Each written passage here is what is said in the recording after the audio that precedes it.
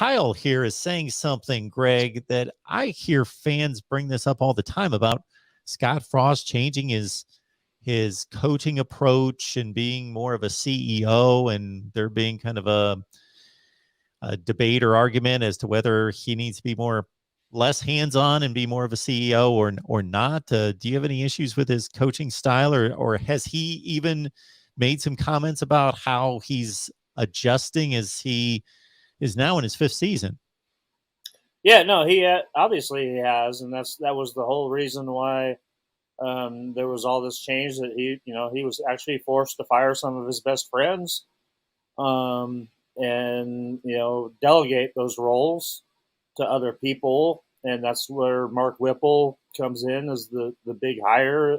That's a guy that's been in charge of a lot of offenses at the college and the pro level, and so that was the first step, really, to move into that CEO role. And I mean, I think that's something that Coach Frost has now learned to embrace, and it gives him a lot of extra time to really, work hands on with a lot of other position groups that usually he wouldn't have been doing, because if people pay attention, and watch like our practice video and stuff like that when we get, but Scott, Coach Frost, he's out there, at the beginning of practice, he's throwing to receivers. He's in the quarterback line with the quarterbacks, and he's he can still sling it. So, I think it gives him a lot more time to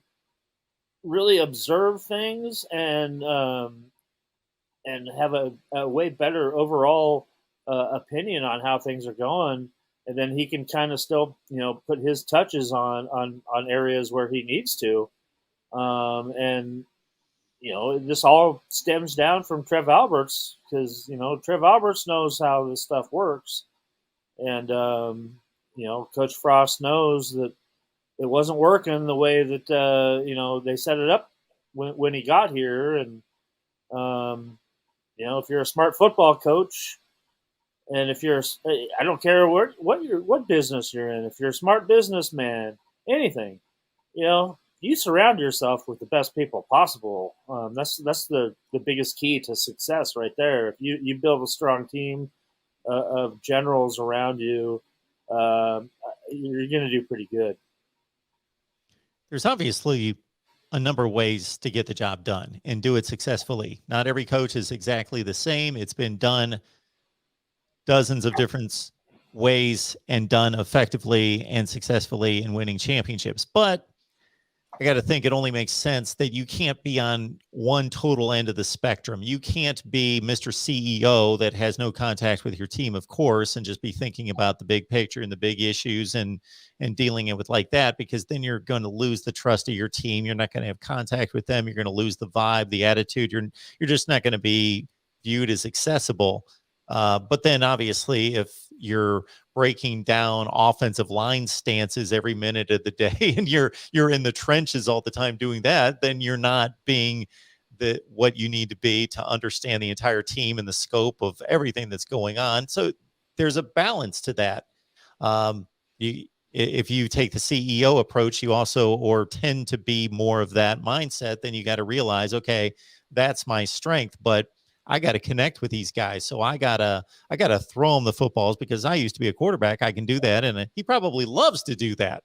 Man, anybody who used to be as good a quarterback as Scott Frost, probably, 20 years later, that's his outlet. That's his, man, this is when I get to not stress about all the crap that I got to stress about the rest of the day. And I can just swing the football. It's fun.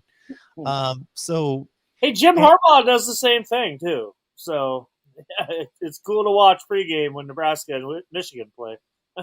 And I'm sure it's important that by the end of each season, that every player on that roster feels like they know, okay, he's got 105 guys and he's got a zillion things to do. He can't talk to me every day for 45 minutes, but they know that there were certain times, even if they're the third string outside linebacker, they didn't get on the field except for a few special teams, that they had a few times during that season that Scott Frost came up, talked to him, how's the family, what's going on, kidded with them, had that interaction with everybody a few times at some point.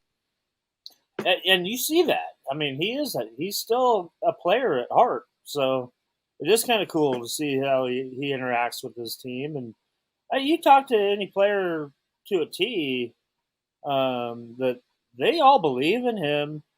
And, when he tells you something, you believe it, and you're gonna go out there and do your best for him. So yeah, it's a really cool kind of dynamic that you know. Let's face it, a lot of programs and stuff might have a CEO type of a coach that doesn't really have that kind of relationship with guys. I mean, obviously, every coach is going to say their door is always open for you, but the reality of it all is that a college football coach doesn't get much free time. I mean, he works like a dog, and his family suffers for it, and it's amazing that some of these guys can do it as long as they have, and you really have to love to do it. I mean, it's in your blood, and you see guys that do it for a long time, and then they end up stopping doing it, and then all of a sudden they're back. Just the way it goes. Yeah, the $5 to $8 million per year That's helps.